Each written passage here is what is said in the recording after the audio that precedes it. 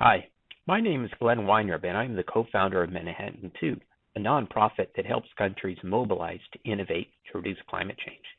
Today, we are going to talk about our 10 ppm R&D pledge. We propose that each country pledge at least 10 parts per million of their GDP to support 6 specific R&D funds that mitigate climate change. 10 ppm is 1 part per 100,000, and this works out to $200 million a year for the United States. We propose that researchers share all developed technology at no charge via a global website to maximize worldwide decarbonization and collaboration. If a country's GDP is 5% of the participating countries, they would give approximately 5% and receive approximately 95%, for example, which would be a good deal. Brute force decarbonization is too expensive. Therefore, the world needs to innovate to get through climate change with minimal harm. However, many countries are not sure how to do this. Subsequently, they need a framework to help them move forward. This is an example framework. Each country maintains their own set of 6 R&D funds. Fund number 1 is for engineering R&D and is controlled by deans of engineering at each country's universities. Fund number 2 is similar, yet is for scientific research instead of engineering and is controlled by directors of scientific research at the university. Fund number 3 is controlled by former secretaries of energy or their equivalents.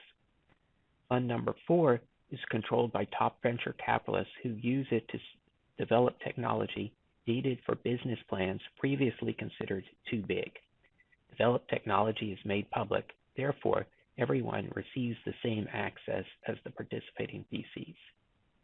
Fund number 5 supports research in how a nation might mobilize to fight climate change. And Fund number 6 develops large automated systems that are larger than what the typical company can afford to develop. Fund number 1 provides spending authority to deans of engineering at multiple research universities to be used for R&D that reduces climate change. Wikipedia lists 131 research universities in the United States, each of which could potentially participate. Each government controls how much money goes into this fund and how much goes to each university. Engineering includes electrical, mechanical, civil, nuclear, and chemical. Computer science is included since software is needed to support engineering. Deans are familiar with energy, research, and their professors, and can therefore direct and redirect quickly. Alternatively, the typical grant proposal system takes 12 to 8 months to award funds and can be slow to pivot. Now let's run some numbers. If you have 35,000 engineering PhD candidates in the United States and you want 10% of them to do R&D that reduces climate change, and sponsorship costs $80,000 a year each, you would need $280 million a year. If we spread this out over 130 deans at 130 universities, for example, this works out to 25 PhD candidates per dean. The deans would not necessarily need to manage each directly and instead could get help from professors. If you want to quickly mobilize to innovate to mitigate, this is the kind of thing you should be thinking about. Fund number 2 is similar to Fund number 1, yet spending authority is given to directors of scientific research for science instead of engineering. This includes physics, chemistry, material science, and math. Scientific research develops new knowledge, whereas engineering applies existing knowledge, both of which are important. Fund number 3 gives spending authority to former secretaries of energy or energy ministers for R&D that reduces climate change. Each government decides how much money is allocated to each former leader. They have a unique perspective due to direct experience with research, regulation, companies, and government organizations. Also, former leaders are often influential among current leaders. We want for venture capitalists to develop revolutionary new products that reduce climate change. If they need to develop many components before they receive revenue, and one component is missing, then revenue will be zero. They know this, and therefore will avoid proposals that are considered too big or having too many moving parts. Fund number 4 supports research topics specified by partners at top venture capital firms. This enables them to develop technologies needed to create the more complicated companies. All developed IP is given away for free. Therefore, participating VCs receive the same access as everybody else. Each government decides how much money is placed into their VC R&D Fund Number 4, which is connected to their own VCs. Fund Number 5 supports research in how a country might mobilize to fight climate change.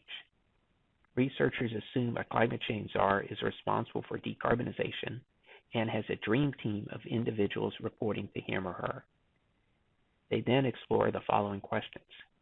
Who do you place on the dream team? What are their responsibilities? What is the authority of each? What do they do with their power? What new initiatives do they launch? What new laws, regulation, and funding is required for each initiative? Also, Fund Number 5 researchers are encouraged to make simple one-sentence recommendations to their national leader. Let's take a break and run some numbers to see what it would take to decarbonize the United States with nuclear power.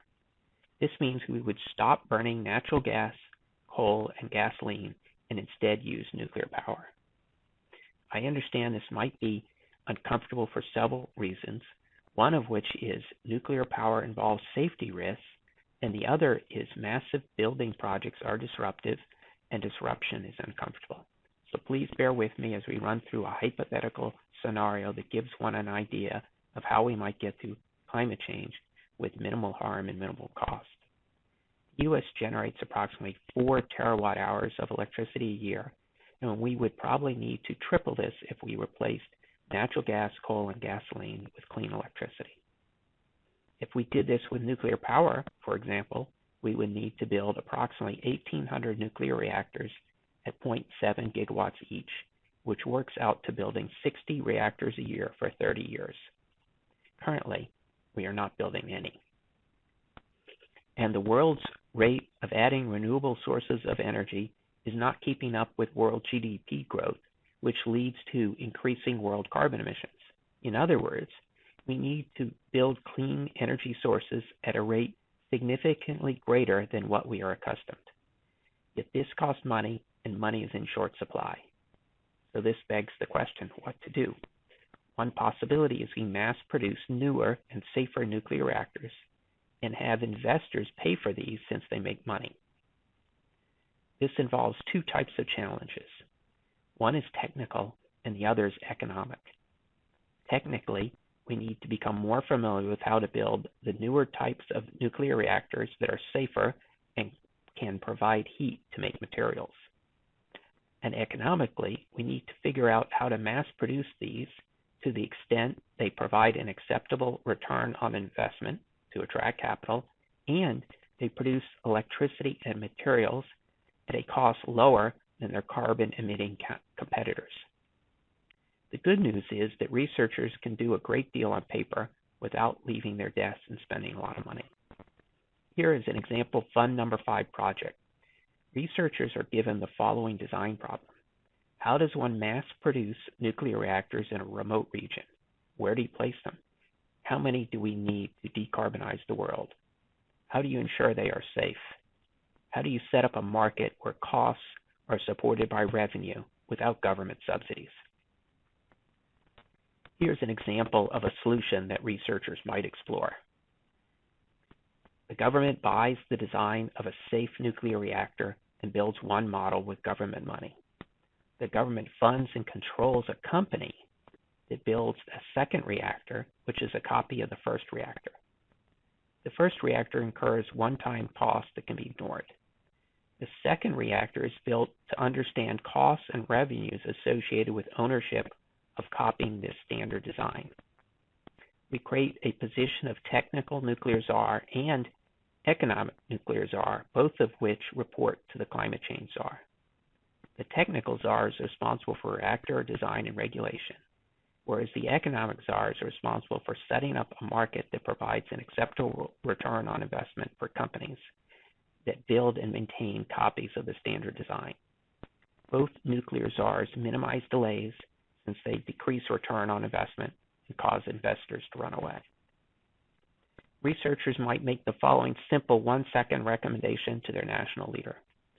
We propose the creation of a nuclear power technical czar and nuclear power economic czar who are responsible for mass producing safe nuclear reactors in remote regions, mostly funded by commercial investors. All of this may sound a little crazy, yet if we do the math on what it takes to survive climate change, we need to explore mass-producing sources of cheap, clean energy. Here's another fun number 5 example design problem. Assume we mass-produce nuclear reactors in northern Australia, away from population, and use these to create green electricity, green cement, green metal, green fertilizer, and green building heat for the capital cities of the G20 countries. And then the question is, what is the cheapest way to do this? Here are some comments in no particular order. Hydrogen is tricky. Condensed hydrogen gas is under extreme pressure at 700 atm, which is costly. On the other hand, liquid hydrogen is very cold at minus 250 degrees C, which is also costly. Liquid ammonia contains nitrogen and hydrogen and is easier to store and transport, yet adding and subtracting a nitrogen costs money. Making ammonia or hydrogen from natural gas is cheap, yet this produces CO2, the greenhouse gas. Alternatively, one can make hydrogen gas by splitting water's H2 and O with electricity, yet this is costly. In summary, there is no easy solution with hydrogen.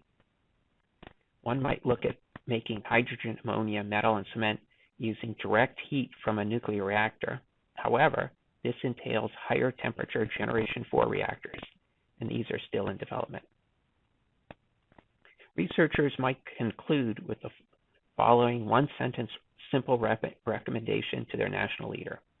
We propose the creation of a Generation 4 nuclear power research and development czar to be placed under the climate change czar with an annual budget of X and full authority over all government-funded Generation 4 research and prototypes. To survive climate change, we probably need automated systems that are larger than what companies can afford to develop. Each large system can be divided into multiple components. Some components are costly to develop, whereas others are not. The last fund, number 6, focuses on developing the less costly components of large systems.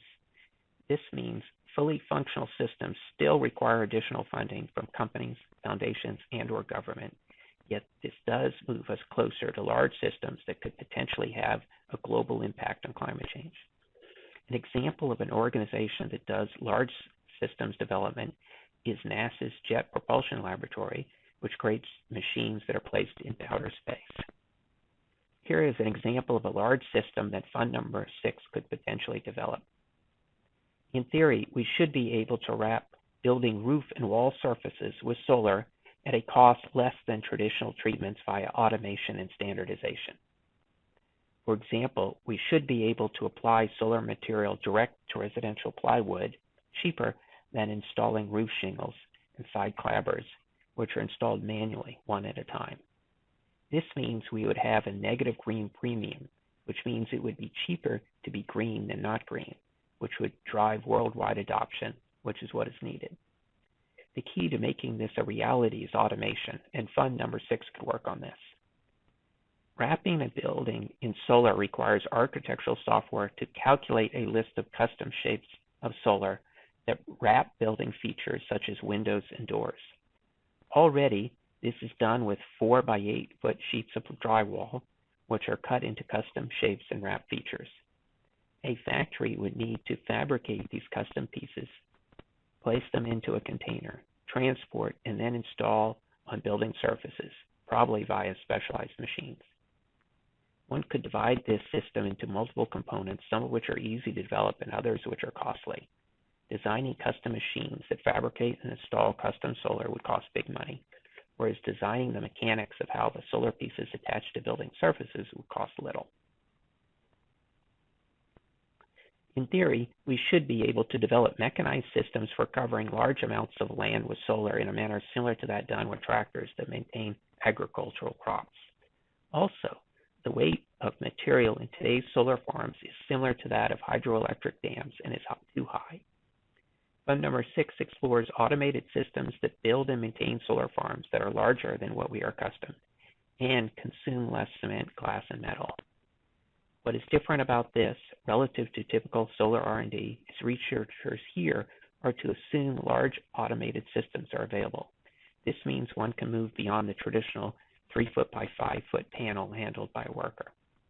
Fund number 6 would not focus on designing complicated machines and instead would work on the mechanics of placing solar on land via automation with significantly less material usage relative to today's solar farms. In theory, we should be able to place a $3 processor into all building devices and network them together with reliable wired communication. This would reduce energy consumption via multiple techniques. Devices include light switches, light sockets, motors that move thermal covers over windows, pumps that move water from thermal storage tanks to radiator valves, radiators, motorized dampers within ducts, motorized dampers at vent openings, fans within ducts, large appliances, thermostats, temperature sensors, occupancy sensors, and fire detectors. To do this, we would need to place the same free and open operating system software onto all devices, and we would need to add a data wire to the power cable. This would provide plug-and-play, fault tolerance, and high reliability. In buildings, 25% of energy loss is through windows. One can thermally turn a window into a wall with a 2-inch thick insulating panel embedded in wall that slides out automatically and covers window. To make this economically feasible, we would need plug-and-play standards that include mechanics, electronics, and communications. To reduce the cost of solar on buildings, we need to automate solar installation and repair. To do this, we need to develop standardized components that attach to truck-mounted articulating arms. This includes machines that attach to the end of the arm, cameras, and software that coordinates. Automated marketplace software could further connect suppliers with customers. In theory, we could have a system where vehicles swap standard EV batteries at swap stations instead of charging. One could keep several batteries in a cement cavity under their car at their home. Solar on the roof could charge batteries during the day, and batteries could power the house at night. If swap chambers were everywhere and easy, then lower cost, lower energy density, and lower range batteries would be more feasible. This would reduce the dependency on rare earth materials and would move the cost of electric vehicles closer to that of gas vehicles. Fund number 6 engineers would design a standardized swappable EV battery system and propose mechanical communications and electrical standards by which the various components interconnect. A draft of a 40-page business plan for a Fund number 6 Energy Systems R&D Center is available for download. Anyone can copy and modify at no charge. Materials developed by researchers are either proprietary or open. If proprietary, developed technology is owned by the researcher and developed materials are hidden. Alternatively, if open, developed materials are placed on the internet and are available to everyone who can copy and modify at no charge. Open results in more collaboration and more utilization, whereas proprietary is helpful if one wants to start a company or sell developed technology. Some researchers favor proprietary, whereas others are comfortable to open. A funding source can require open and only work with researchers who accept this requirement. If a foundation or government wants to maximize decarbonation, they might consider open. A website is needed to coordinate researchers who develop free and open technology that reduces climate change. Each individual researcher would provide basic information such as name, funding source, research category, research subcategory, project title, project summary, and link to researcher webpage. This website could then do things like list all participants working in each subcategory or list all participants working under a specific dean of engineering. Shown here is the annual budget for the United States National Renewable Energy Laboratory in constant 2019 dollars after we agreed to the Paris Accord in 2015. NREL is the premier U.S. organization for renewable energy R&D. As we can see, the U.S. is not mobilizing to innovate to mitigate. This begs the question, how do we do that? We believe 6 new R&D funds, controlled by each government, are a reasonable path forward. In conclusion, we are encouraging countries to allocate at least 10 parts per million of their GDP to support 6 R&D funds that they each fully control. Researchers share all developed technologies at no charge via a global website to maximize worldwide decarbonization, collaboration, and standardization. Brute force decarbonization is too expensive. Therefore, the world needs to mobilize to innovate to mitigate. Many countries are not sure how to do this. Subsequently, they need a framework to help them move forward. This is an example framework. For more details, please visit www.manhattan2.org/10 ppm. Thank you for watching and have a great day.